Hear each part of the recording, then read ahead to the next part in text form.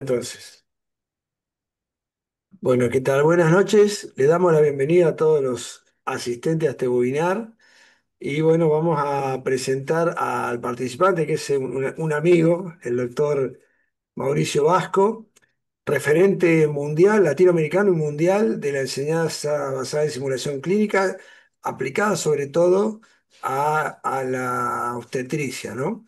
A la emergencia obstétrica, que hoy en día es una de las causas de mortalidad más preocupantes a nivel mundial y latinoamericano. El título del webinar de hoy es Entrenamiento en emergencias obstétricas, lo que no puede faltar en el currículum. Y antes de empezar, bueno, le doy la bienvenida a Mauricio y lo voy a presentar un poquito del currículum para la gente que no lo conozca, que no creo que sea mucha, pero el doctor Mauricio Vasco Ramírez es especialista en anestesiología, cuidados intensivos y reanimación. Tiene una formación en anestesia obstétrica en el Hospital Clínic adscrito a la Universidad de Barcelona, España. Es scholarship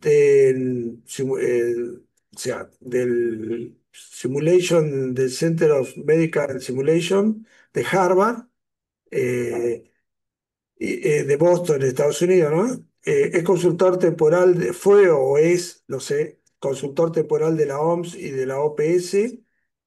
Se desempeña actualmente como docente y jefe de simulación clínica de la Facultad de Medicina de la Universidad CES y, por supuesto, es el actual presidente de la Sociedad Colombiana de Educación Basada en Simulación, SOCOLSIM. Te damos la bienvenida, Mauricio, y desde ya muy agradecidos de que nos acompañes esta noche. Feliz de estar acá y a todo el equipo FLASIC, muy contentos de poder reunirnos nuevamente, que quedamos como con esa costumbre buena desde el Congreso reciente en Bogotá. Y quiero verificar si me escuchan bien y están viendo mi presentación en este momento.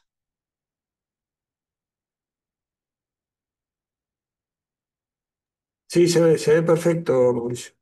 Bueno, muy bien. Entonces vamos a compartir unos elementos muy provocadores en el área de entrenamiento en emergencias obstétricas y espero que al final haya intervenciones, preguntas, aprendizaje de doble vía, como es la costumbre en la metodología que utiliza Plasigi a través de la simulación, para poder enriquecer este tema que tiene un profundo contenido de salud pública.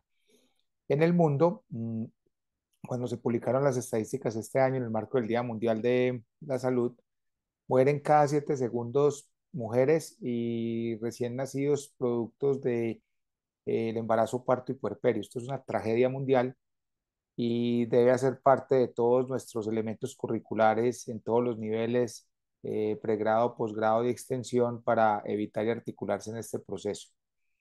Adicionalmente, es un proceso que tiene grandes brechas. Miren cómo en países con conflictos, con inestabilidad, de bajos y medianos ingresos, con barreras geográficas y de violencia para el acceso a la atención, muere una de cada 51 mujeres por complicaciones asociadas al embarazo, parto y puerperio, mientras que en países de altos ingresos es una de 593. Entonces aquí hay mucha brecha, está muy representado en nuestro continente.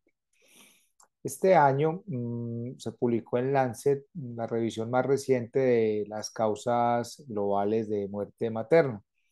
Esta revisión es importante porque debe organizarnos y dirigirnos en cuanto a las unidades curriculares en las cuales debemos enfocar el tema de emergencias obstétricas desde la perspectiva materna.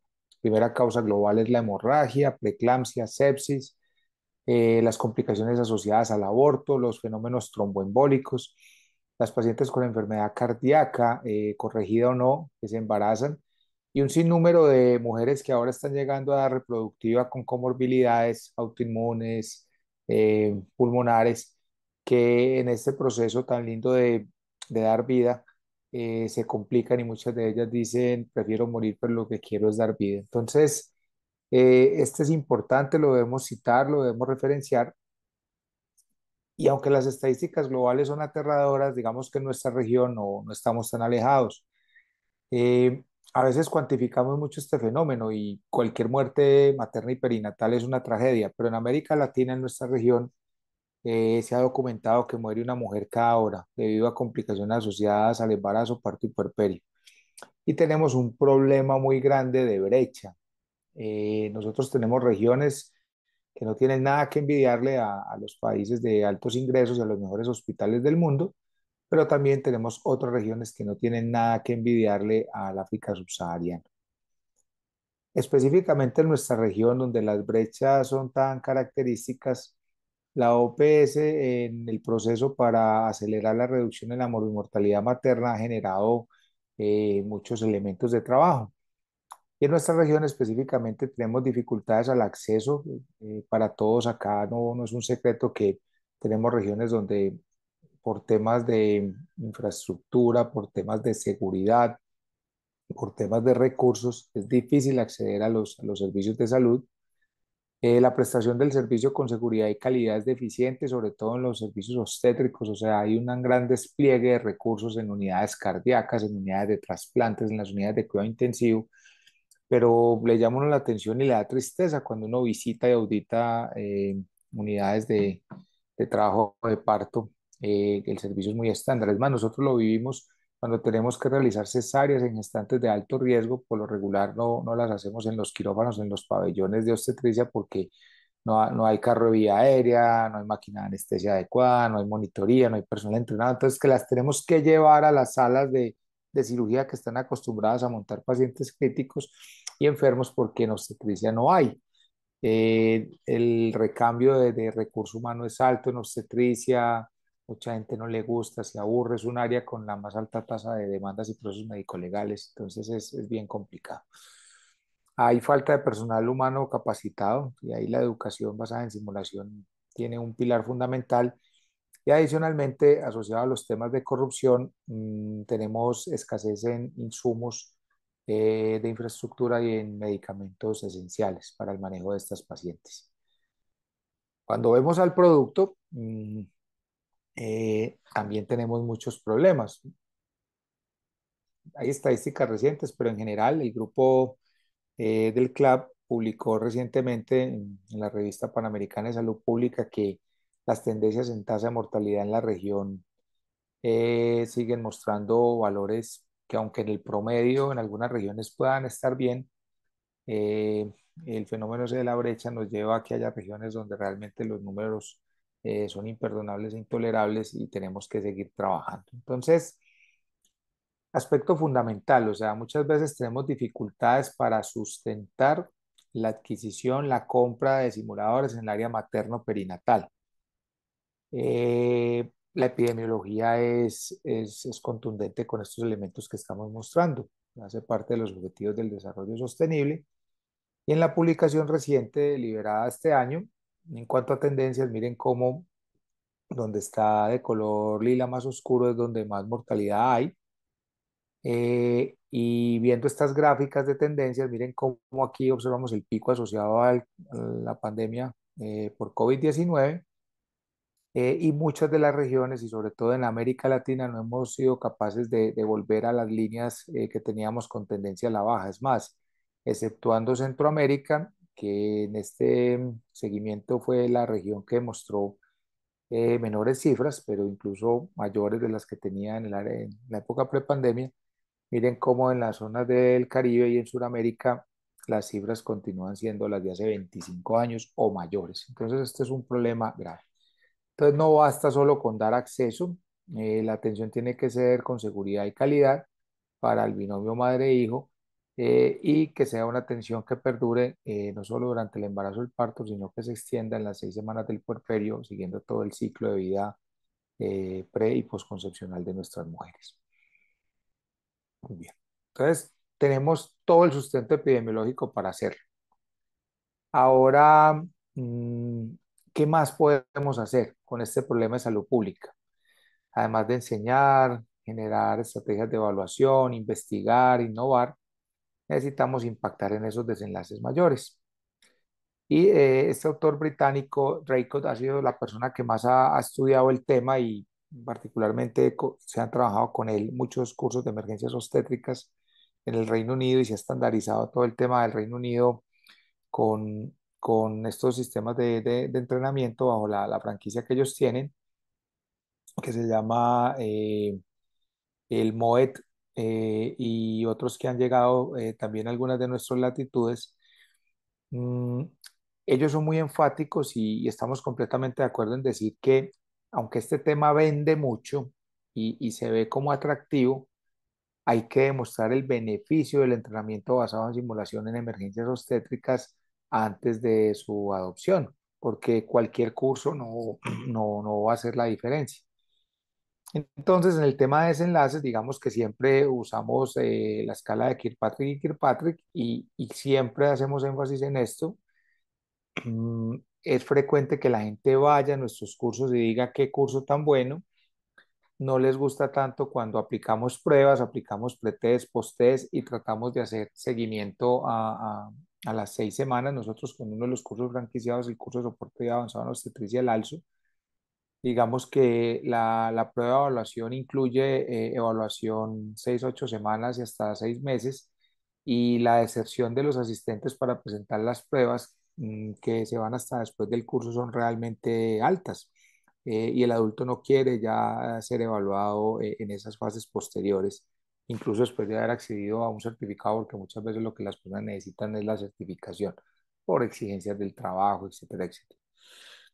El nivel 3 de Kirkpatrick, digamos que ahorita estamos trabajando mucho en él y es cuando logramos que a través de nuestras sesiones haya transferencia del aprendizaje de acuerdo al nivel formativo, o sea, que haya una coherencia entre lo que ve un estudiante de pregrado de áreas de la salud y lo que vea en su centro de práctica, que cuando ya están en el nivel de los últimos años en internado o van para el servicio social obligatorio en los rurales, haya coherencia entre lo que él haga y lo transfiera a su sitio de trabajo, y en especial cuando nos enfrentamos en cursos cortos, en eventos, donde inclusive nos reunimos no grupos nativos y personas que trabajan en la misma institución, sino simplemente la afinidad por el área en la que nos queremos entrenar, que en esa exposición corta la metodología tenga algo que lleve a que haya una transferencia para que haya cambios en el sitio de trabajo.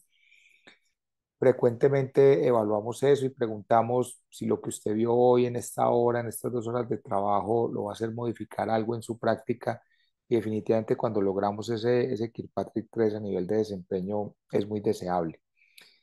Y en lo que estamos trabajando ahora es que a través de todas estas estrategias tengamos impacto de salud pública, o sea, que tengamos disminución en la tasa de infección de sitio operatorio, de infección nosocomial, disminución de Apgar por debajo de 7 a los 5 minutos, que haya menos procesos médico-legales, pago por demandas, menos déficit neurológico a las 6 semanas, en fin, o sea, hay una serie de elementos que tenemos que escalar allá.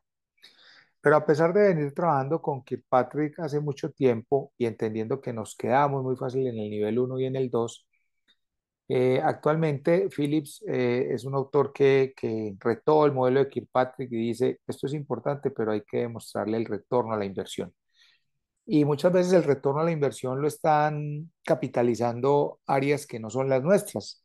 Nuestras intervenciones se están llevando a desenlaces que si los medimos y los costeamos, claramente cuando los metemos en esta ecuación justifica grandes inversiones en infraestructura, en tecnologías de la información, en adquisición de simuladores, pero como nunca lo vemos así, pues no somos capaces de hacer esa ecuación. Entonces siempre estamos en ese dilema, no podemos comprar, eso es muy costoso, y en la medida que empecemos a hacer seguimiento de Kirkpatrick, sobre todo 3 y 4, medirlo y llevarlo a la ecuación del retorno a la inversión, vamos a tener en nuestros informes la manera de hacerlo. Vamos a ver ahorita más adelante unos ejemplos, pero cuando uno tiene impactos hospitalarios o comunitarios o a nivel de sistemas de salud público en indicadores tan sensibles como disminución de la mortalidad materna y perinatal o disminución de procesos médico-legales y pago por trabajo en obstetricia, digamos que esto nos ha permitido articular y crecer de manera exponencial. Bueno, entonces, ¿dónde buscar ese impacto y esa evidencia de buena calidad en los procesos educativos? Esta discusión, Félix, ¿se acuerda? La tuvimos en Inflasic, por eso la quiero traer acá, incluirla. Nosotros en el mundo educativo a veces extrapolamos mucho de la epidemiología del mundo clínico y es frecuente que no encontremos estudios y necesitemos de la investigación inclusive cualitativa y de muchos estudios descriptivos o de antes y después para poder justificar nuestras inversiones, nuestras intervenciones. Entonces es por eso que estamos pasando de modelos piramidales a modelos circulares. A mí me encantan las pirámides. Y en ese modelo tradicional de las pirámides con jerarquía, a veces es difícil encontrar, sobre todo en nuestra área, revisiones sistemáticas y metaanálisis que nos puedan dar ciertas evidencias como estamos acostumbrados a verlas en el escenario clínico. Pero realmente de este enfoque más holístico y circular, creo que de todo lo que se pueda investigar y de la investigación cualitativa tenemos que tomar las experiencias y lo que hay para poder trabajar y mejorar nuestros procesos. Y como dice Draycott, buscar estrategias de desenlace que nos permitan con estos resultados adecuar e implementar nuestros cursos de manera estandarizada para nuestra región.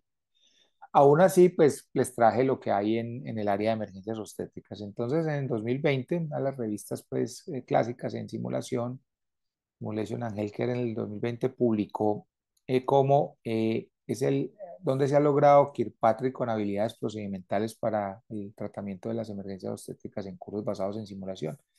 Y mire que se ha logrado Kirkpatrick 4, en especial en el área de distocia de hombros, hemorragia postparto y estrategias de reanimación neonatal. Entonces son habilidades y como todas las que siempre que las tengamos en nuestros currículos son mandatorias y las debemos incluir en nuestros procesos de aprendizaje por el nivel de impacto que están teniendo.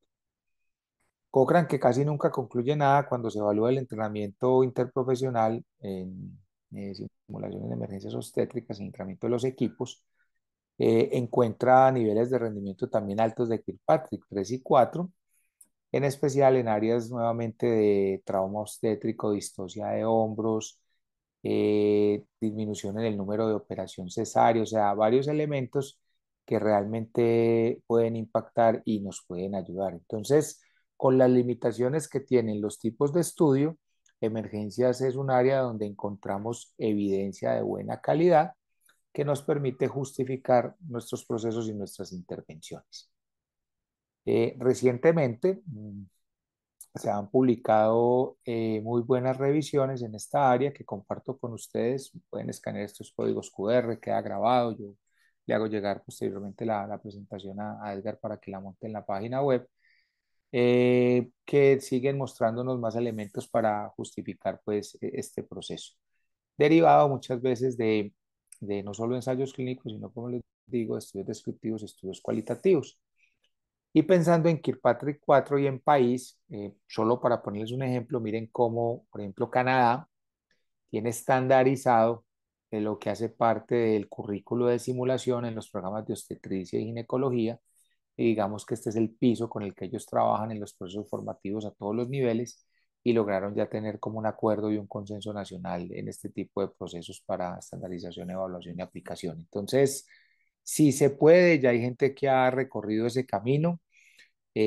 Muchas veces nosotros nos queremos inventar la rueda y creo que la adaptación basada a la realidad de nuestro entorno ayuda mucho, y no empecemos de cero y apoyémonos con personas que ya han tenido experiencia y han avanzado en esto. Bueno, también nos preguntan frecuentemente entonces cómo lo vamos a hacer. Mm, Cuando estuvimos el año pasado en el Día Mundial de la Seguridad, la meta del año pasado estaba orientada al tema de diagnósticos. Y cuando tuvimos que enfocar este tema en el marco de OPS-OMS, de cómo los errores diagnósticos impactaban en obstetricia, nos llamó mucho la atención esta publicación del grupo norteamericano en el cual buscaba los métodos que han encontrado, perdón, beneficio para evitar y enfocar estos errores diagnósticos. Y miren qué interesante. Entonces están los modelos tradicionales, la revisión de la historia clínica, está la reunión de complicaciones, entonces hay los indicadores clásicos, morbilidad materna extrema, mortalidad, indicadores de reporte obligatorio se revisan y se toman estrategias de mejoramiento basado en estos elementos clásicos. Muchos países utilizamos las bases de datos por malas prácticas y procesos médico-legales, reclamaciones y pago, que cuando terminan los procesos se hace ya el análisis de lo que se llama los casos cerrados, o sea, cuando los casos están en procesos médico-legales, digamos que no hacemos el análisis porque eso puede influir en algo y ser determinante en las decisiones que se toman, pero una vez se llega al cierre de estos procesos, se utilizan esos casos para hacer revisión, auditoría y mejoramiento en calidad. Está la revisión clásica con el estudio clínico patológico, o sea, hay una muerte, hay países que lo hacen de manera rutinaria y obligatoria, hay otros países donde no, pero definitivamente tener el estudio clínico patológico y el diagnóstico definitivo por patología, pues nos ayuda mucho a retroalimentar qué fue lo que pasó y cómo mejorar.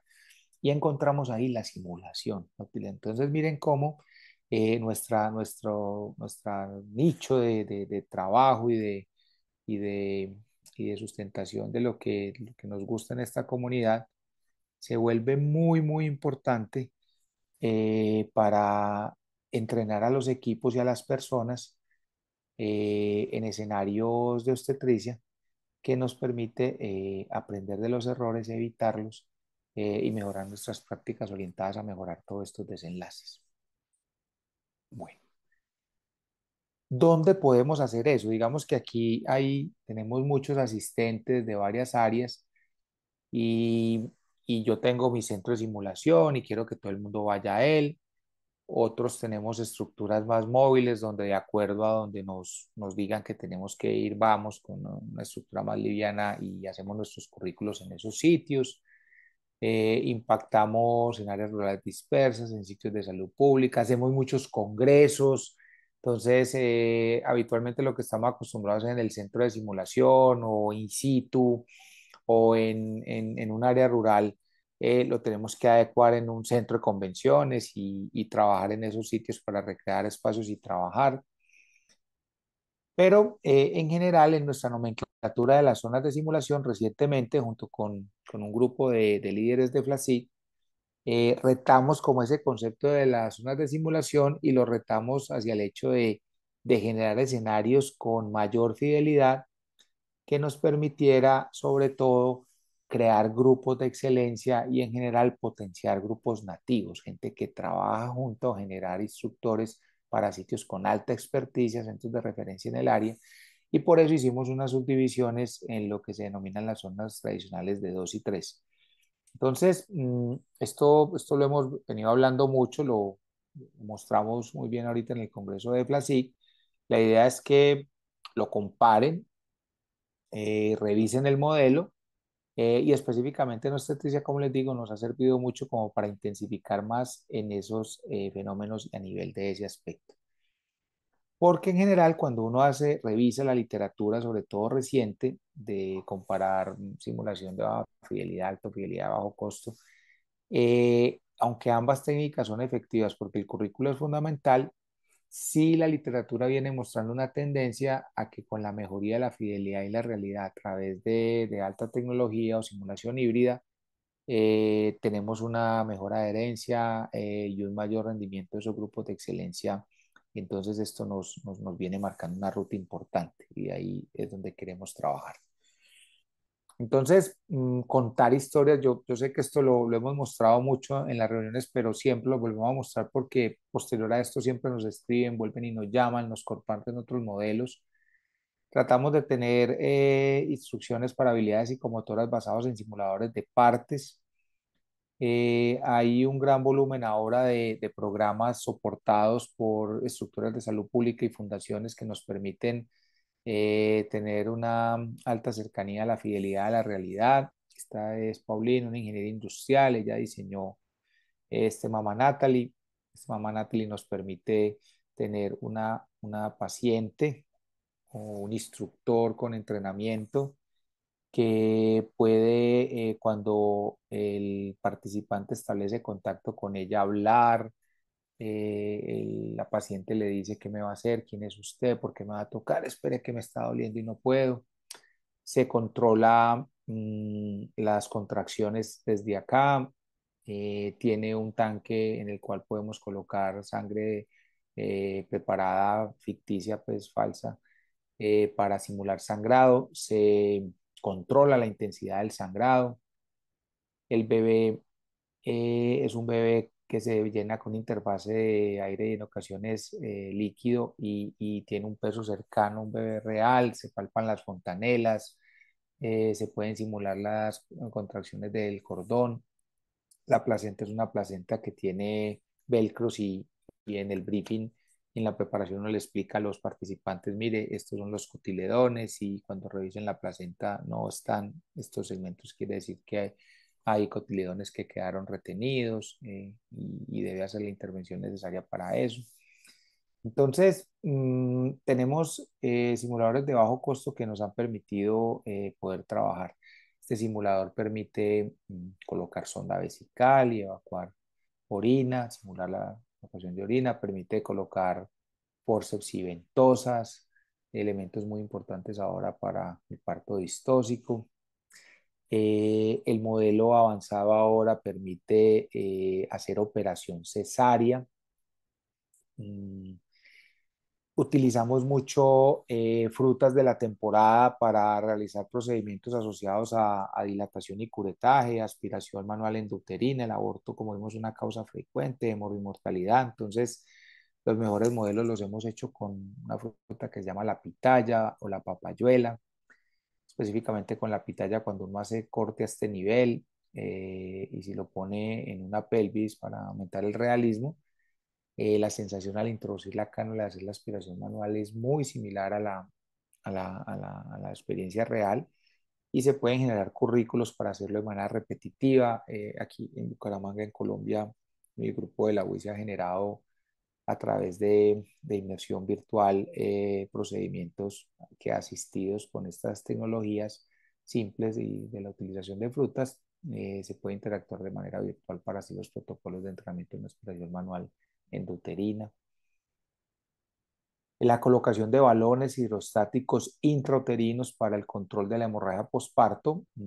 También existen simuladores que lo pueden hacer, incluso para colocación de dispositivos intrauterinos. Y se generan de manera artesanal accesorios menos costosos, pero que lo hacen muy bien. Particularmente nos gusta mucho la bolsa de fisioterapia, que simula orificio cervical externo, interno. Eh, Se puede hacer reparo con pinzas y la introducción de los elementos, en especial los balones hidrostáticos.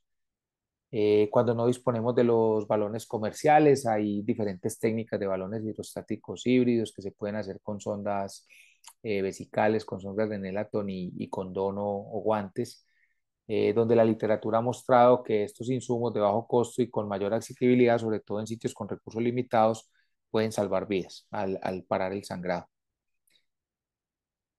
Adicionalmente, en emergencias obstétricas, en la hemorragia obstétrica, es frecuente que las pacientes que son refractarias a los medicamentos al manejo con masaje uterino y balones hidrostáticos, como veíamos, haya que hacerle unas suturas hemostáticas, donde hay múltiples, las más conocidas son las suturas de Belinch. Esto requería pues esperar a que existiera el caso, tener las competencias, la estabilidad para que el estudiante lo pudiera hacer. Entonces, con espuma y con medias veladas, se generan estos modelos de bajo costo con alta fidelidad. Esto es un útero, esto es el área de la histerorrafia simulada. Y se pueden realizar las suturas en un ambiente controlado bajo una lista de pasos que nos permita que el participante lo pueda ir haciendo para que cuando llegue a enfrentarse a los pacientes reales ya tenga su curva procedimental. También en clínica, en situaciones de hemorragias severas o de infecciones severas, es necesario dejar el abdomen abierto y requiere realizar técnicas de empaquetamiento. Eh, entonces, con simuladores de partes, con los úteros simulados, con las bombitas de los cumpleaños que simulan el intestino, se pueden hacer escenarios. Miren acá que se hacen todos los procesos y las etapas del empaquetamiento para que después los participantes, al menos teniendo esta curva, porque mucha gente cuando hacemos las capacitaciones nunca ha tenido la exposición a este tipo de eventos de manera repetitiva y por eso es que muchas de las pacientes mueren cuando se trata de hacer el control. Actualmente disponemos de un insumo que es el traje no neumático antichoque, también para el manejo de la paciente con hemorragia postparto. Esto está hecho de la misma tela de los trajes de los buzos. Se coloca por segmentos, desde abajo hacia arriba, recoge todo el retorno venoso de los miembros inferiores, aproximadamente 30% de la volemia, y los segmentos superiores se cierran con un balón que queda sobre la aorta, comprime la aorta abdominal y además de favorecer el retorno venoso para el sangrado por disminuir el flujo pélvico. Esto es una estrategia que salva vidas, que optimiza mucho el transporte de pacientes con hemorragia severa de zonas rurales en el proceso de estabilizar y enviar, que necesita competencias muy básicas que no requieren que sean médicos especialistas ni que tengan competencias quirúrgicas para hacerlo. Entonces, frecuentemente esto lo hacemos en los talleres con el traje antichoque que se utiliza en los escenarios clínicos. Obviamente, durante los talleres tenemos las mismas precauciones que en la vida real. Esto no se puede aplicar a pacientes hipertensos, pacientes con falla cardíaca, pacientes con comorbilidades cardíacas severas. Mm, y con el fin de que a través de todos estos simuladores, como les decía, poder generar fidelidad y realidad. Miren aquí como con el Mama Natalie logramos tener un escenario de atención de parto con acompañante, el bebé, el personal de salud, el sangrado clínico, los pads que sirven para cuantificar el sangrado junto con los conos, el alumbramiento, en fin, o sea, son escenarios que terminan teniendo una realidad muy grande. Y en el tema de cesárea, miren el simulador de cesárea que les había mostrado, cuando esto se aplica en un entorno, da un entorno quirúrgico muy similar. Y la pelvis que les mostré para utilizar abdomen abierto y empaquetamiento, mire que como lo ambientamos, esto queda muy parecido a un quirófano y mejora mucho los escenarios de integración que hacemos en zona 2 y zona 3 después. Entonces, miren que este era solo el pedacito de baja versus alta y todo, pero me gusta siempre como detallarlo porque a veces nos quedamos muy cortos o muy dependientes de ciertos elementos. Bueno, también en nuestros currículos debemos incorporar los elementos con el cual los profesionales de la salud van a trabajar para el control de las hemorragias obstétricas. En nuestro país hace muchos años se implementó lo que se denomina el kit de emergencia obstétrica. Este kit es como un carro de paro, pero más pequeño, porque vimos que una barrera frecuente era que no se quería abrir el carro de paro, porque cuando se abría para sacar algunos insumos para manejar las emergencias graves, el proceso después de inventario y el carro de paro llevaba a que existiera algo de resistencia y se iniciaban tardíamente medicamentos como antibióticos terotónicos porque se prefería pedir a la farmacia antes de abrir el carro de paro. Entonces, por eso se creó un stock más pequeño. A ese stock que tiene fármacos se le colocó también el traje antichoque y el balón hidrostático. Y en general se generan listados que se van actualizando con esos insumos que más se hacen. Nosotros tenemos el kit de emergencia obstétrica con los insumos necesarios para tratar las causas más frecuentes de muerte materna, que son la hemorragia, entonces están aquí todos los uterotónicos, oxitocina, metergina, misoprostol, el manejo inicial de la infección con la primera dosis de antibiótico, que es fundamental, con antibiótico de amplio espectro, la betametasona para maduración pulmonar y disminuir hemorragia intracerebral en fetos prematuros, soluciones y angiocas de gran calibre para el manejo de la hemorragia y los medicamentos para el manejo de la emergencia hipertensiva y la profilaxis de convulsión y tratamiento de las convulsiones en preeclampsia, el sulfato de magnesio, la betalol y nifedipina. Seguimos sumando cosas, el antídoto del magnesio, el calcio, el tranexámico que apareció ahora en todas las guías para hemorragia, en fin, pero es importante tener ese kit y que la gente se entrene en los ejercicios de simulación con ese mismo kit, que es lo que después por norma nacional van a tener en los sitios de trabajo. Los va jalando a que cumplan con ese estándar. Muy bien, entonces,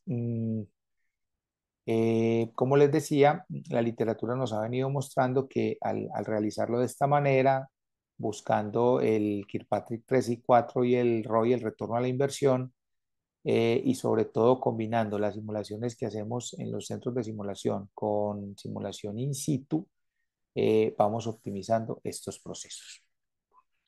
Muy bien, Félix, voy a hacer una primera pausa ahí y preguntarte si hasta este momento hay alguna pregunta, algún comentario. No tengo seguimiento aquí del chat, Eh, entonces no veo nada lo- por ahora. Ah, tenemos muy buen número de asistentes, qué bien, muchas gracias a sí, todos. sí.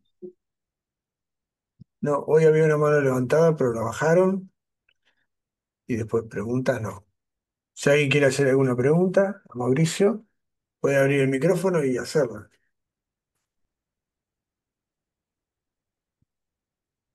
Mensaje por acá. Muchas No gracias, sean José. tímidos, no sean tímidos, pregunten. Bien, muy bien. Ahí vamos, siempre tenemos tres momentos ahí de pausas para esto, entonces seguimos avanzando. Y si no, van escribiendo ahí por el chat y las vamos teniendo listas. Félix, voy a continuar, ¿te parece? Bueno, adelante. Bueno, muy bien. ¿Me confirman si están viendo la presentación? Sí, sí, sí, se ve perfecto.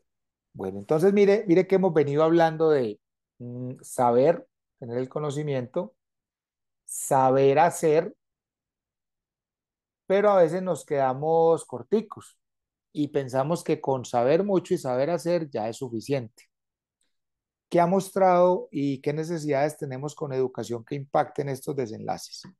Que además de saber y saber hacer, tenemos que tener habilidades de tipo no técnicas, mal llamadas antes habilidades blandas, ahorita más conocidas como habilidades del poder o del empoderamiento, que nos permitan ser parte de esos equipos de trabajo ya solos, no hacemos nada de ese modelo pues piramidal del jefe, del líder, eso tiende a desaparecer y un verdadero líder es el que conoce el grupo, entendiendo que un grupo es tan fuerte o tan débil como es más fuerte o más débil de sus componentes y un líder debe identificar eso y de tener una posición también muy asertiva para recibir feedback, retroalimentación en los escenarios y sobre todo en las situaciones clínicas o en las situaciones simuladas que permita que se genere ese ambiente de seguridad y de trabajo adecuado donde nuestro propósito es centrado en el paciente y sus familiares. Entonces, ya uno teniendo, incorporando las habilidades de tipo no técnico y entendiendo que hacemos parte de esos ecosistemas, de esos grupos de trabajo, pues el impacto en los desenlaces es lo que vamos a ir a buscar. Bueno, entonces vamos ahorita a hacer un foco de cómo hemos incorporado habilidades de tipo no técnico a nuestros currículos de entrenamiento en emergencias obstétricas y todo lo otro, pues, porque yo creo que aquí los que estamos trabajamos no solo en áreas específicas, sino en aspectos amplios de la educación. Bueno, entonces, reiterar la definición, por favor, ya no son blandas, de blandas no tienen nada, la nomenclatura cambió en el mundo administrativo y empresarial. Como les digo, allá hay una tendencia que se llamen las power skills, las habilidades del poder o del empoderamiento. En salud la seguimos llamando tipo no técnico. Hay una controversia en educación, algunos que le dicen no cognitivas, y hay peleas, pero van a encontrar mucha literatura con no cognitivas en educación. Entonces son esos comportamientos que tenemos durante nuestro trabajo que no están directamente relacionados con que yo sepa mucho o sepa hacer mucho, incluso ni la experiencia. Y tiene elementos importantes. El utilizar en los currículos convencionales de conocimiento de habilidades psicomotoras, estrategias de habilidades no técnicas, fija el conocimiento. Permite que esas curvas que vemos que decaen siempre a las 4 o 6 semanas, cuando se incorporan habilidades de tipo no técnico, persistan 6 semanas y la posibilidad de transferencia Kirkpatrick 3 sea mayor por parte de los asistentes. Mire qué tan potentes son. En general, las habilidades de tipo no técnico tienen dominios. Hay unos que son más difíciles de adquirir, por ejemplo, la conciencia situacional. Y por lo regular, la recomendación es empezar con habilidades de tipo no técnico asociadas a obtener habilidades de comunicación, de entrega de información y de utilización de recursos en crisis. Y después ir buscando cómo podemos ir subiendo y escalando a liderazgo, tenerlo, respetarlo, la resolución de conflictos y el desarrollo y la aplicación de conciencia situacional. Entonces uno aquí como docente tiene que ir con calma de acuerdo al nivel formativo, a los grupos que reciba. Para nosotros a veces es difícil cuando hacemos entrenamiento de posgraduados en extensión, seleccionar muy bien de acuerdo al grupo, si no lo conocemos bien, a dónde le vamos a trabajar en este tipo de escenarios. Pero cuando podemos trabajar con equipos nativos en zona 3 Definitivamente es el escenario perfecto en instituciones que están en calidad para poder trabajar resolución de problemas, liderazgo y conciencia situacional. Entonces, esto depende mucho como de la lectura que uno haga, que es vital del público objetivo. Hay muchas franquicias de habilidades no técnicas. Nosotros trabajamos con dos, que son el grupo de neurociencias, ingeniería industrial y psicología de la Universidad de Escocia, y definitivamente el grupo de norteamericano, aquí está el Pentágono porque esto es derivado de la Armada, que esto deriva de la industria militar, que es lo que se denomina el Team Steps, que recientemente publicó la versión 3.0. O sea, para los que no la tienen, ya les voy a dar el código para que la escaneen y tienen versión actualizada en Team Steps. Y esto es importante para que cuando vean y documenten habilidades no técnicas en obstetricia, vean bien qué es lo que penetra. Mire que la mayoría de los británicos van a tener más Edimburgo. La mayoría de los grupos norteamericanos y en Latinoamérica en Joint Commission está muy penetrado por Team Steps, entonces son complementarias. Yo creo que aquí todo es bienvenido. Nosotros pues todos tenemos nuestras afinidades. Creo que encontrar una buena mezcla y conocer bien lo podemos hacer. En todo caso, estos procesos ambos pueden tener capacitaciones de tipo virtual y las maestrías que hay para adquirir y ser máster en habilidades no técnicas en estas dos franquicias. Actualmente se pueden hacer la parte inicial por vía virtual. Mm, Nuestro grupo trabaja mucho con Team Steps, les pedimos el favor que pues, aquí tienen el código QR. Y en el estudio de eventos adversos en población latinoamericana en el IBEAS, se demostró que dos estrategias en especial, la entrega estructurada de pacientes a través del acrónimo SBAR y la utilización de comunicación en asa cerrada, disminuyeron de manera significativamente estadística los problemas asociados a cumplimiento de órdenes y evitó errores medicamentosos. Entonces, vienen muy fuertes y lo debemos hacer y debemos estar pendiente con eso. Bueno, ¿qué más hay con habilidades de tipo no técnico que hemos trabajado mucho y lo hemos involucrado en nuestros escenarios?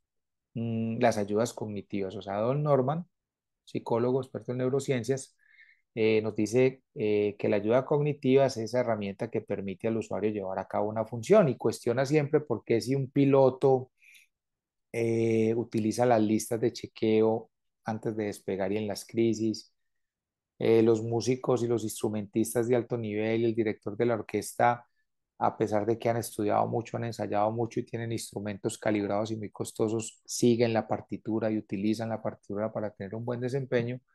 ¿Por qué la resistencia de los profesionales de la salud a utilizar ayudas cognitivas y listas de chequeo? Entonces, en obstetricia hay buena evidencia que muestra el desarrollo y la implementación de las listas de chequeo en general. Las que más trabajamos en los escenarios es la lista de chequeo para cirugía segura, se hace en otros grupos poblacionales. La cesárea es el procedimiento más realizado en el mundo, la cirugía que más se hace, y los campeones mundiales estamos en América Latina. Entonces, la lista de chequeo por la cirugía segura está adaptada y es específica para cesárea. Si no la entrenamos en escenarios simulados, es muy difícil que después la gente lo haga en clínica y lo que uno ve en clínica es que les da pereza, la subestima, se automatiza. O sea, eh, sabemos que el paciente es alérgico y el paciente termina con una anafilaxia severa porque le colocaron un medicamento al que era alérgico, porque los grupos están automatizados y desensibilizados al desarrollo de las listas de chequeo.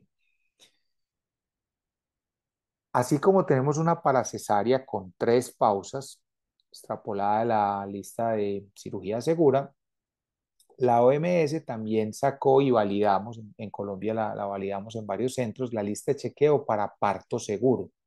Esta lista está traducida al español y en vez de 3 pausas tiene 4 pausas. Voy a ver si las tengo por acá. No, no la tengo acá. Tiene una pausa que es cuando llega la paciente a la institución. La segunda pausa es cuando va a ser pasada a la terminación del embarazo, parto o cesárea, pues parto vértice espontáneo intervenido cesárea. La tercera pausa es cuando la paciente está en la primera hora después de haber nacido el niño, que es cuando está en la mayor parte de las complicaciones. Y la cuarta, no tiene 3 pausas como la que creo que tiene 4, es cuando van a ser dados de alta la mamá y el niño de la institución. En general, la cuarta está diseñado pues cuando salen en conjunto. En ocasiones el niño se tiene que quedar, la madre se tiene que quedar, pero en general funciona bien. Está validada, sobre todo en sitios con recursos limitados, y se ha demostrado que la aplicación sistemática y rutinaria de estas listas disminuye eventos adversos.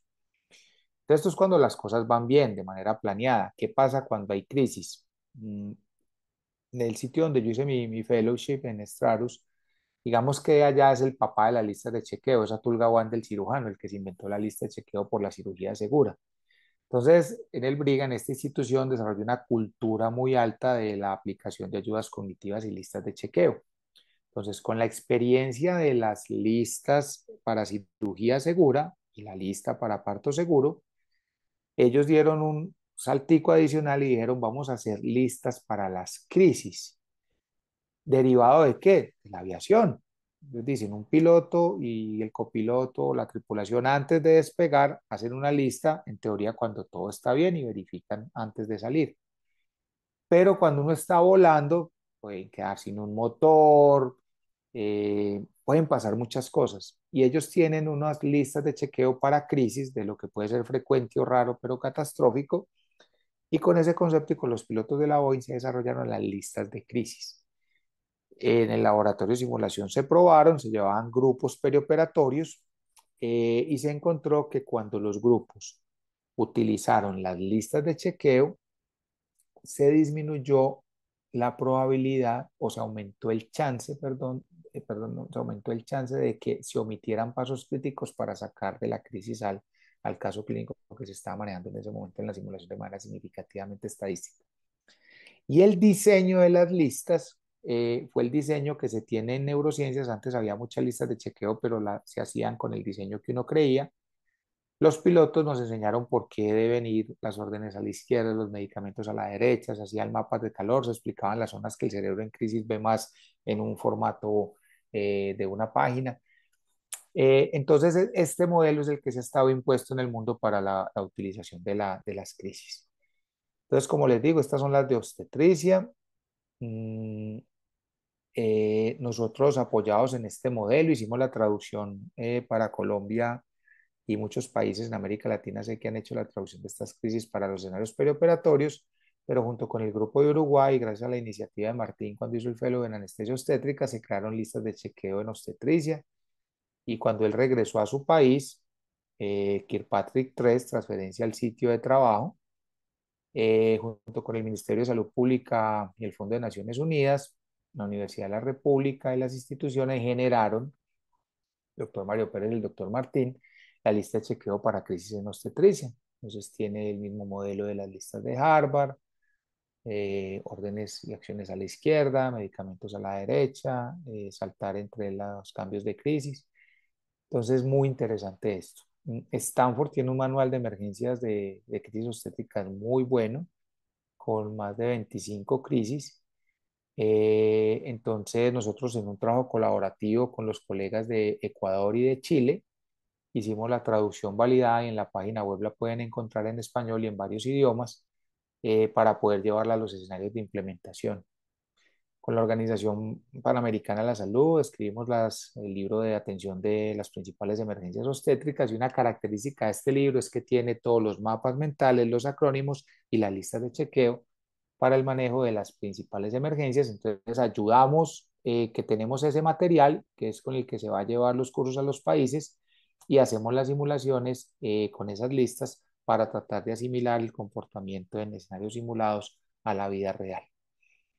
La hoja de alerta temprana, frecuentemente utilizada para detectar las pacientes, la incorporamos en esos protocolos como ayuda cognitiva, porque realmente el profesional de la salud subestima la crisis, no cuantifica, no mide, no tiene herramientas estandarizadas y le da miedo llamar porque de pronto lo regañan porque es muy exagerado, está sobreestimando la condición. Entonces, al estandarizarlo y utilizar la ayuda cognitiva, lo que se hace es que se transversaliza la atención, se acaba con ese liderazgo que puede ser malo, el liderazgo es bueno, pero a veces puede ser malo, y se empodera a cualquier miembro del equipo a que tome decisiones basadas en la seguridad del paciente y el tratamiento. Entonces, como veíamos que las listas iban tomando esa preponderancia en el teatro, cuando a un actor se le olvida lo que tiene que decir, hay un apuntador, hay un consueta que es el encargado de decir qué es lo que falta. Entonces, se creó la adaptación en simulación de lo que se llama el lector de la lista de chequeo en la crisis, en el escenario simulado y para la vida real. Entonces ahora tenemos un nuevo rol y es un rol que se está entrenando en escenarios simulados para que alguien tome la lista digital o física y cuando el líder le diga lo haga. La lista no reemplaza el cerebro, no es un signo de debilidad.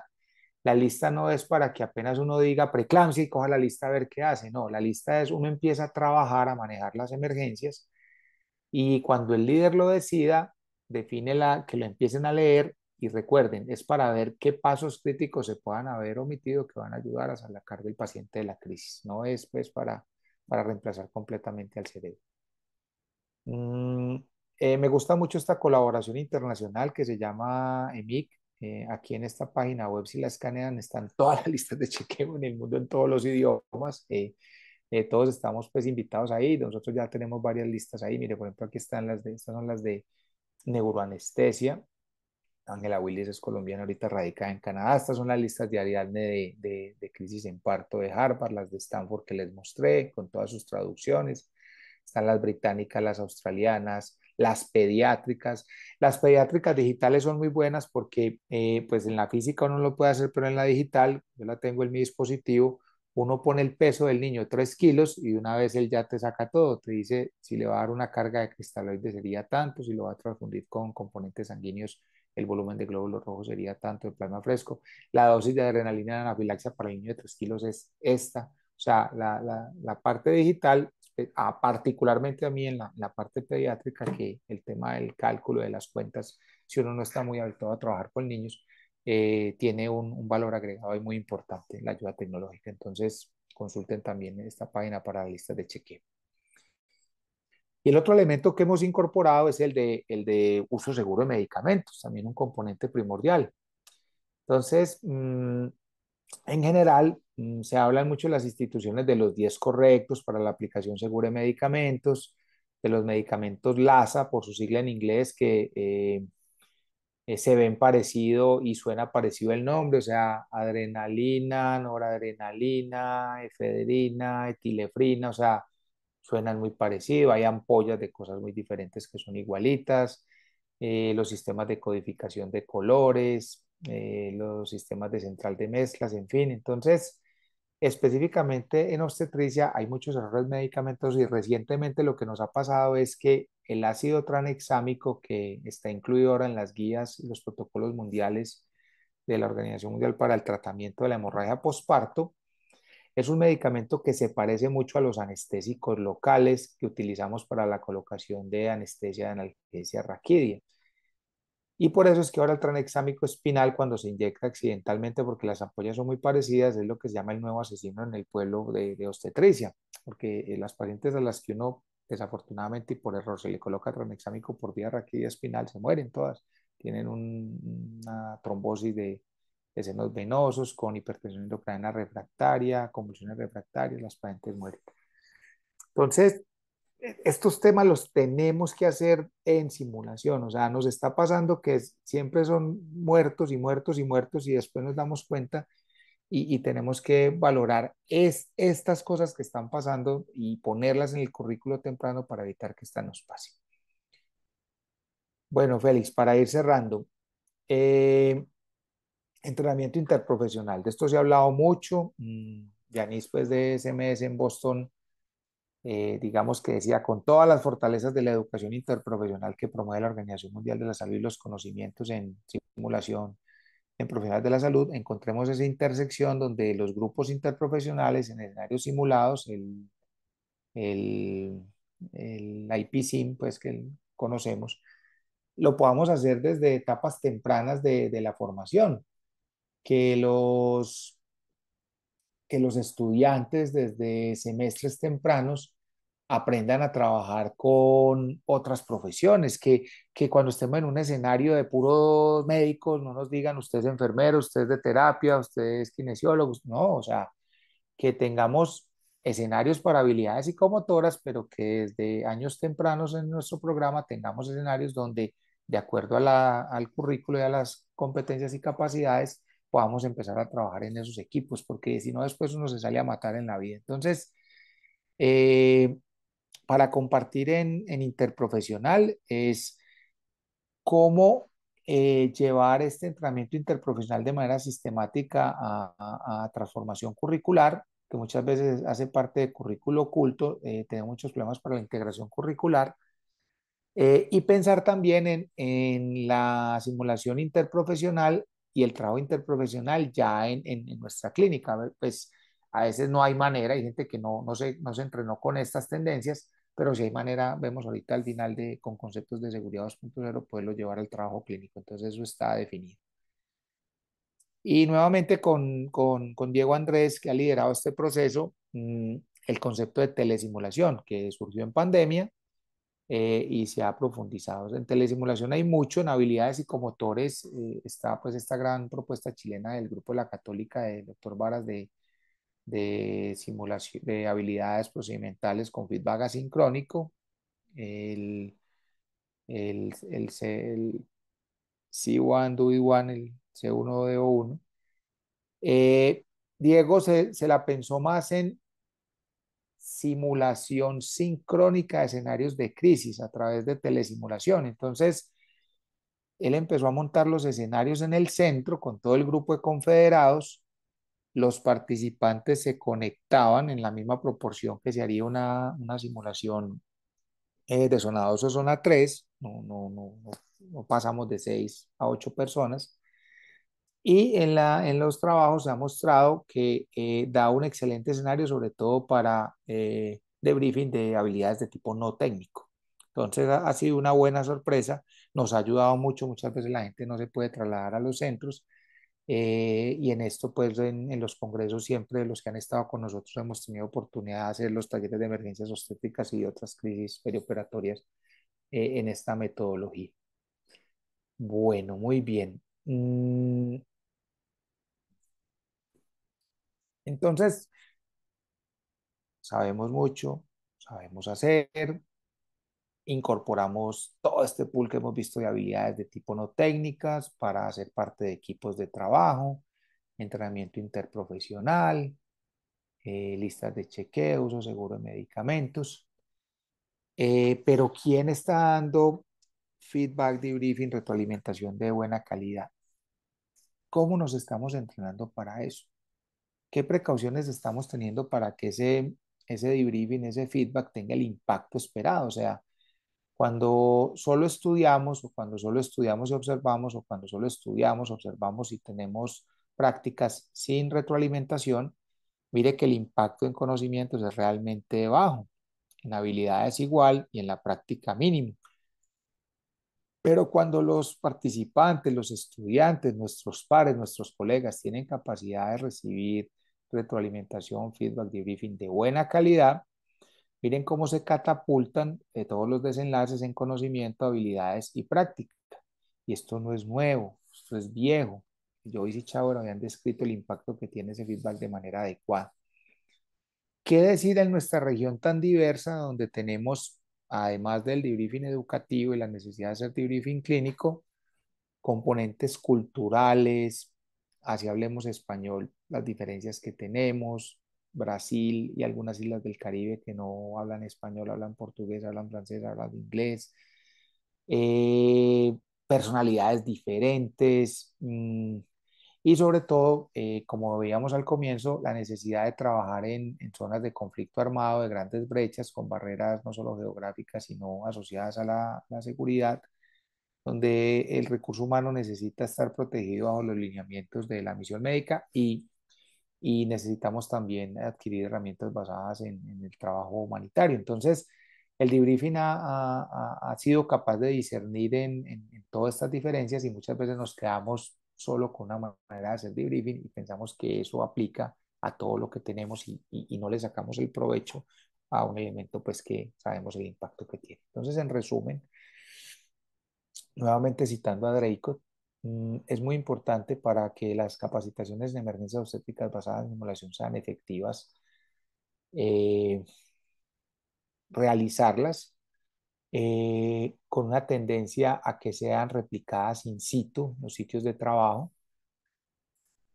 Como ya nos metimos a zona 2 y zona 3 en pacientes que se deterioran, que haya grupos interprofesionales y respetar el rol de los asistentes, y si son grupos nativos, tener la representación precisa de las personas que trabajan en un área de trabajo de partos, para los escenarios que vaya una matrona, vaya el obstetra, vaya el anestesiólogo, vaya el intensivista, vaya el enfermero, la gente de laboratorio, el que transporta los medicamentos, las pruebas de laboratorio, en fin, es muy importante tener ese componente interprofesional.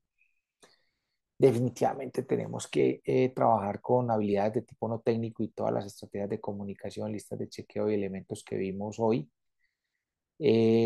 Particularmente tenemos una tendencia a que haya alta fidelidad y realidad, no cosas caras, pero que sí el participante tenga una exposición que la correlacione muy alta con lo que le pasa en la vida real.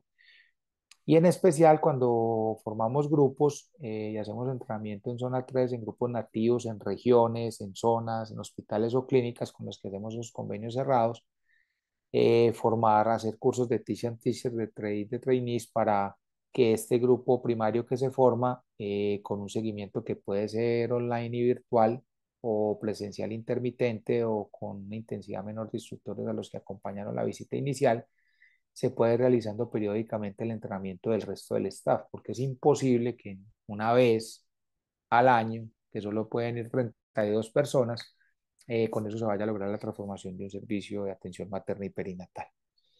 Y como cuidamos de binomio madre-hijo, aparte de todos los elementos que mencionamos de emergencias obstétricas, de todo, siempre incorporar técnicas orientadas al bienestar fetal y del recién nacido, como las estaciones de reanimación intrauterina, mal llamada sufrimiento fetal agudo, ahorita le damos pérdida de bienestar fetal, y los conceptos globales del minuto dorado para adaptación y reanimación neonatal. Aprovechar las competencias en debriefing educativo para hacer debriefing clínico. En esta área, como les digo yo, hay muchos, pero particularmente nosotros hemos visto que necesitamos que los asistentes, cuando son posgraduados, inclusive para muchos de los estudiantes, aprendan a hacer debriefing clínico corto. Los servicios obstétricos son variables. Un profe mío le decía horas de tedio asociado a segundos de terror. A veces hay días que uno no hace nada, hay días que está reventado.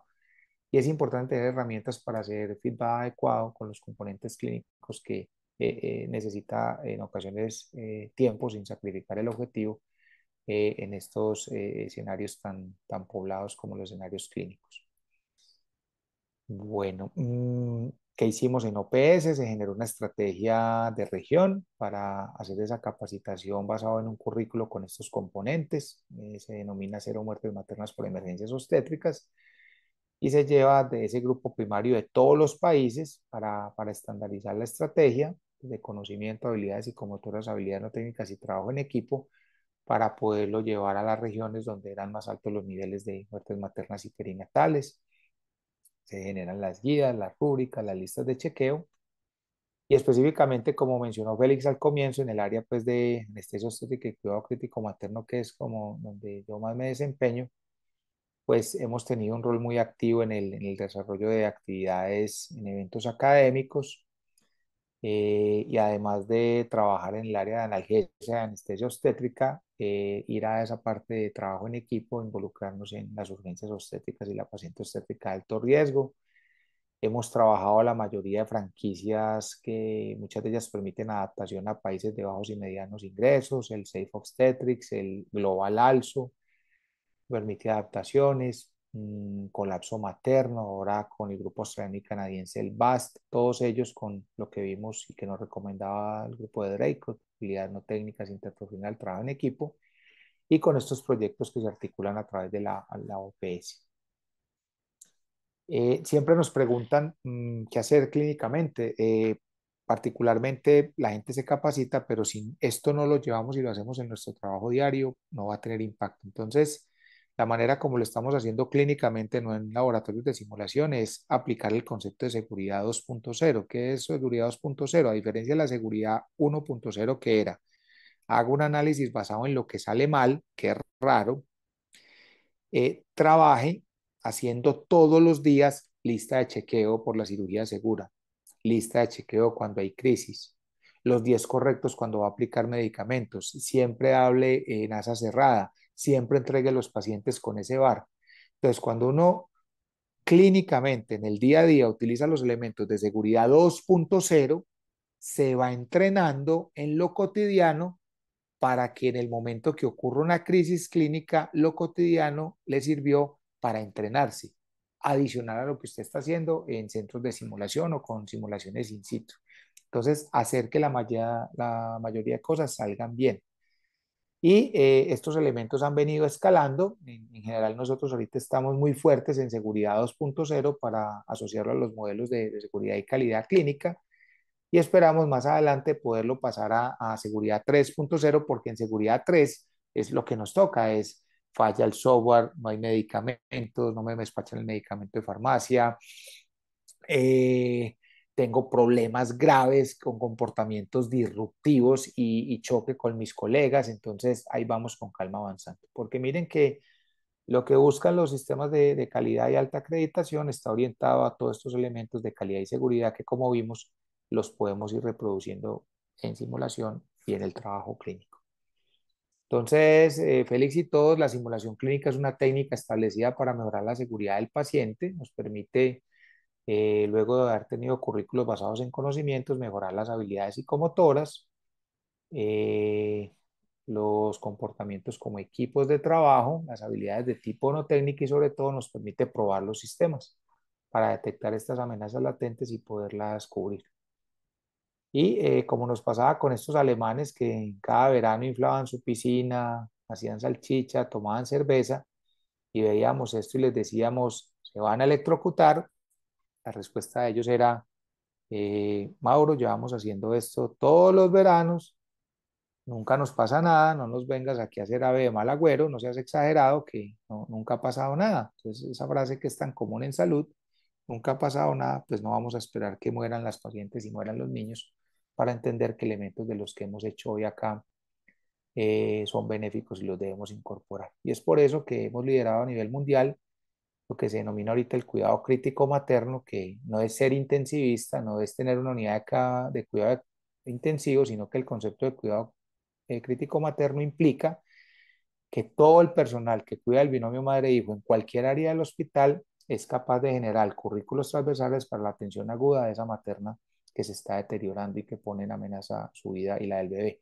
Porque particularmente en el mundo nos pasa siempre lo mismo, que cuando pedimos cama en UCI nos dicen que no hay cama o no está activa y los servicios no se pueden quedar paralizados para eso. Recientemente, el enfoque de cuidado crítico materno, que inicialmente lo describimos con el grupo de la India, el grupo surafricano, sitios de recursos limitados, lo llevamos ya al grupo del Reino Unido de cuidado intensivo y miren cómo cuidado crítico materno lo hacemos ahora en cualquier sitio del hospital con sus pros y sus contras y no necesariamente requiriendo cama en cuidado intensivo o, por ejemplo, en obstetricia era muy común que nos decían en UCI, opérela para podérsela recibir porque no nos sentimos cómodos con una paciente embarazada. Y que se puede aplicar en los procesos de referencia y contrarreferencia, fuera del hospital o de transferencia entre servicios.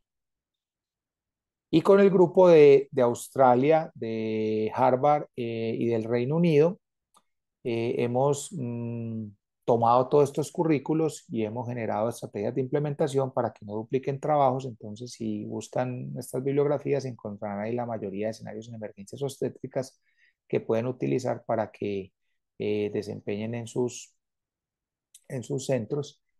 Y pues como todo va cambiando, este mes ha sido muy importante para la salud. Eh, el día de ayer salieron las nuevas guías de reanimación cardiopulmonar. Ya nos revisamos todo lo de obstetricia y neonatos para adaptarlo a los currículos de cuidado del binomio madre-hijo. Y el 5 de octubre se publicaron las nuevas guías de hemorragia postparto, causa más frecuente de muerte materna en el mundo, con su hoja de implementación en escenarios simulados para el entrenamiento en habilidades psicomotoras en equipos de trabajo y el desarrollo de habilidades de tipo no técnica, ayudas cognitivas y de briefing clínico. Entonces, mucho por hacer, que va cambiando, tenemos que estar muy activos y no nos podemos dejar llevar por las olas. Y como decía Churchill, el problema de nuestra época es que los hombres no quieren ser útiles sino importantes, y aquí los importantes son el binomio madre-hijo. Les agradezco mucho por su atención, quedo atento a los comentarios y a las preguntas y nada, pues es un tema que nos ha apasionado y les agradezco mucho, mucho por este espacio para poder compartir algunas de las experiencias que hemos tenido. Gracias, Mauricio. Muy buena presentación. Eh, Acá Héctor Figueroa pregunta, ¿dónde se pueden obtener los maniquíes para la práctica en taller?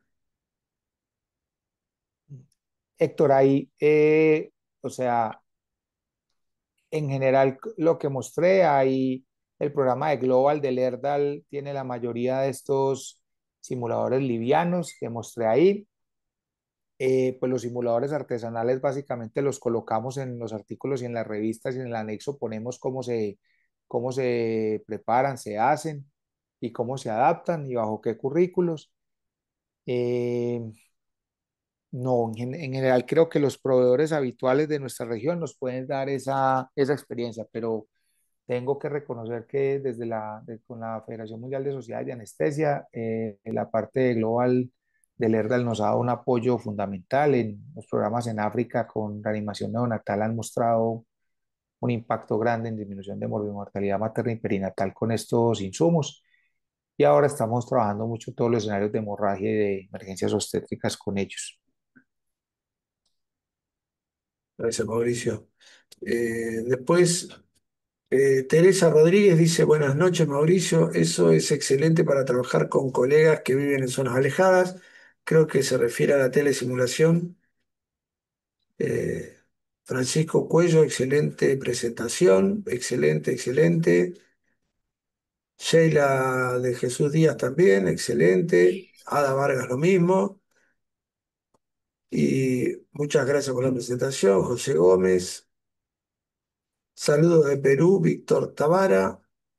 ¿Cuál es la ruta para conseguir estadísticas confiables en el primer nivel de atención y poder hacer un estudio Kirkpatrick 3? Dice Sí, Víctor Tavara. Víctor, sí es muy buena. O sea, yo, yo creo que en salud sexual y reproductiva la ventaja es que por ser eh, eventos de reporte obligatorio, tenemos buenas bases de datos, inclusive hay reporte. Lo que más se recomienda inicialmente es hacer estudios de antes después, haz una línea de base, el servicio obstétrico, se plantea los desenlaces que ya están definidos, Apgar al minuto y a los 5 y a los 10, tasa de parto instrumentado, proporción de cesáreas, la prevalencia de hemorragia posparto, las pacientes que hacen eclampsia, o sea, eso ya los indicadores de obstetricia y morbilidad materna extrema están definidos por la Organización Mundial de la Salud. Y lo que nosotros hacemos es, hacemos las intervenciones del grupo y posteriormente seguimos esas estadísticas vitales a las 6 semanas, a los 6 meses. Y ahí es donde se está viendo el impacto. Entonces, en los antes y después es importante. ¿Qué pasa? Hay mucha rotación de personal o a veces la iniciativa es buena y los que van a los cursos no la aterrizan y no la llevan a los sitios. Entonces hay que trabajar muy bien para que, como les decía, todos estos elementos no se queden en pocos y no se traduzcan en alguien que quiera obtener un diploma, sino que de verdad lo lleve a todos los grupos de trabajo. Bien. Edith Romero, muchas gracias. Dice doctor Vasco. Muy buena presentación, nos deja una buena tarea para poder aplicar lo aprendido. Jonathan, excelente ponencia. ¿Cómo integramos a los departamentos de obstetricia a las actividades de simulación? Ya que muchos lugares son los que menos se preocupan por simular las emergencias. Nos saludes a Jonathan en República Dominicana. Jonathan, bueno, vos sabes, como a mí me toca ir a todos los grupos, a mí me ponen las quejas de todos. O sea, los obstetras me dicen que los anestesiólogos no les gusta. Los anestesiólogos me dicen que los obstetras no quieren. Y las enfermeras nos ponen las quejas de todos, que nos tienen a todos calibrados y las matronas. Entonces, empecemos con pilotos pequeños. Formemos como grupos primarios o grupos pilotos, grupos de nicho, hacemos la inmersión y el piloto con esos líderes y esas personas de cada una de las profesiones. Y en entrenamiento interprofesional, a los profesionales de la salud nos gusta mucho que el cambio nos lo lleve el par, no nos lo imponga otro que no sea par. Entonces, que ese trabajo que hacemos de formación en partera sea una partera a la que vaya y haga la inmersión en el grupo y así para todas las profesiones, obstetra para obstetra, después anestesiólogo para anestesiólogo. Pero pilotos, grupos primarios, líderes de cada una de las redes y que ellos sean los encargados de hacer la introducción para evitar la resistencia cuando llega alguien que no es de la profesión y empezarlo a llevar a más grupos. Entonces, esa nos ha funcionado bien, nos ha dado buenos resultados, no solo a nosotros, sino se describe muy bien las estrategias a nivel mundial. Bien.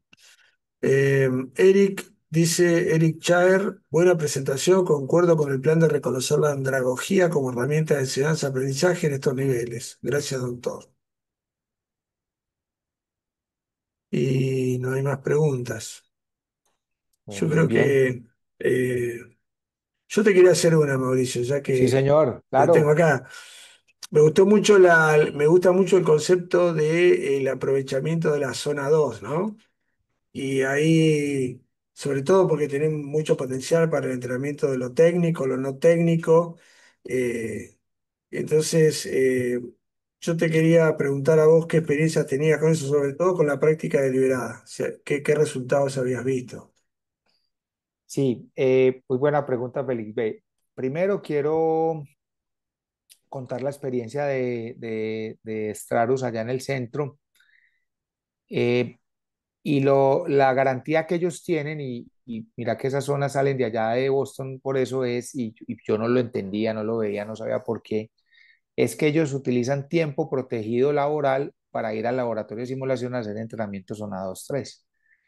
Y por eso es que nos llevan, ahí diría yo, tanta ventaja. Cuando tú un día no tienes que ir 6 horas al hospital, a la clínica, a trabajar y hacer cesáreas, hacer histerectomías, sino que a ese grupo perioperatorio te lo llevan al centro de simulación para ponerlo a trabajar en zonas 2-3, pues ellos lo midieron y fuera de que lo incentivan porque les disminuyen el pago de lo que les vale el seguro anual, que es muy costoso, les dan puntos de CME para esas instituciones que si no están ellos certificados no pueden seguir trabajando ahí. Tienen incentivos claramente definidos aparte del tiempo y no tener que sacar tiempo en 8 fines de semana de la familia para irse a pagar cursos para seguir trabajando. Realmente creo que ahí hay una gran diferencia. Si nosotros pudiéramos lograr que en algunos de nuestras regiones y nuestros hospitales se creara ese concepto de tiempo protegido, es bueno. Entonces, ¿qué hemos hecho? Hay tiempo protegido para los residentes, para los becarios. Entonces, mi universidad, mi ciudad, pues, cuando digo mía es porque tengo el orgullo pues, y el honor de trabajar ahí, y hacer parte de ese equipo de trabajo. Desde hace muchos años, los residentes no tienen dependencia total de hacer labores clínicas sin necesario que estén en el hospital, en la institución, y sacan tiempo protegido para ir a hacer las actividades basadas en simulación. Yo creo que si eso lo empezamos jalonando desde las instituciones y en la universidad, ayuda mucho, porque cuando hacemos el barrido en otras ciudades y en otros países, los residentes, los becarios son completamente institucionales, no tienen tiempo para hacer eso. Y yo creo que si ellos lo pueden ir haciendo desde que son más pequeñitos y están en esas etapas y con los otros programas de formación, eso lo va a mejorar mucho. Entonces creo y comparto mucho contigo que por ahí es una estrategia que a nosotros nos ayudaría mucho. Gracias, Mauricio. Dice acá Héctor Figueroa, me encanta la zona uno, talleres, todos practican y corrijo a todos inmediatamente. Zona 2 solo uno actúa. Ah, Es bueno, válido. me preguntaste también por práctica deliberada. Sí, bueno, aquí hay otro tema interesante y es en estos talleres que mostré de OPS, digamos que es la confianza para que hagan práctica independiente, hagan práctica deliberada. Entonces, las rúbricas se les deja en el país y ellos con estos simuladores de bajo costo, digamos que repiten el número de procedimientos necesarios para alejarse del error. Yo sé que aquí hay mucha gente que no le gusta CUSUM, pero para nosotros las curvas CUSUM han sido valiosas porque digamos que con esos números aproximados de cuando uno se aleja del error, estas personas ya con la rúbrica y habiendo ido al curso inicial y recibiendo la instrucción inicial, ya quedan haciendo esa, ese entrenamiento basado en práctica deliberada para ir adquiriendo la habilidad psicomotora con bajo costo, lo mismo en RCP, en aspiración manual endotelina, o sea, en otros, en todo lo que sea Sí, habilidad sí, sí. psicomotora. Entonces, esa es muy buena. Esas dos te las copio completamente y las hemos hablado. Son necesarias en nuestra región y la gente las toma muy bien. Bien, gracias, Mauricio. ¿Cómo se ha incorporado, cómo se ha ido incorporando la IPE a nivel de pregrado en la experiencia de su país? ¿Qué desafíos han tenido? Y saludos desde Chile.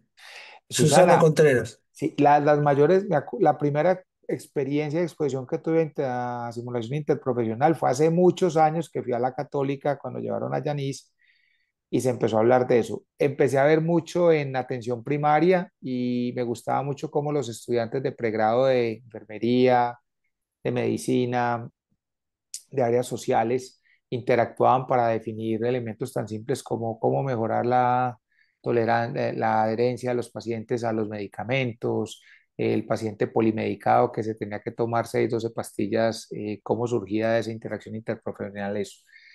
Eh, Posteriormente, la otra experiencia que valoro y la cuento porque me gusta que la hagan fue con ultrasonido.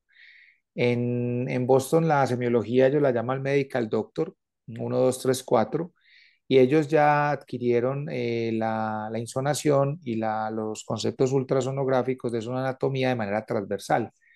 Cuando nosotros teníamos que montar esos escenarios, digamos que los profes nos decían, bueno, toca Medical Doctor 4, 74 ecógrafos, eso se llenaba de gente y los profes eran de todas las áreas, o sea, la semiología de ellos era ver abdomen esa tarde, la dividían en cuadrante superior derecho, cuadrante superior izquierdo, fosa derecha y fosa izquierda. Y bajo la rúbrica que se tenía para escanear cada cuadrante, en esta estación un profe era un médico de urgencias, en esta estación era un radiólogo, en esta otra era un intensivista, y los estudiantes de segundo año iban allá a insonar.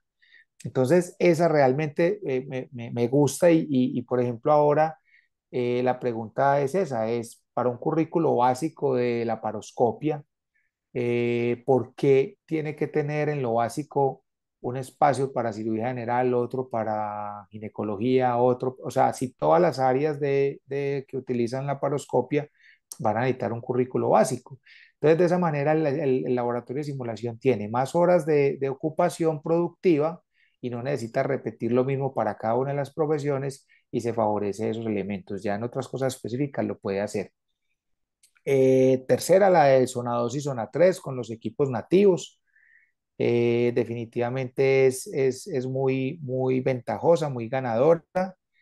Y la última es en la que más están trabajando ahorita en los centros, pues mantenemos contacto con ellos, es en las simulaciones de conflictos y comportamiento disruptivo. O sea, ahora ellos no se preocupan tanto por realizar eh,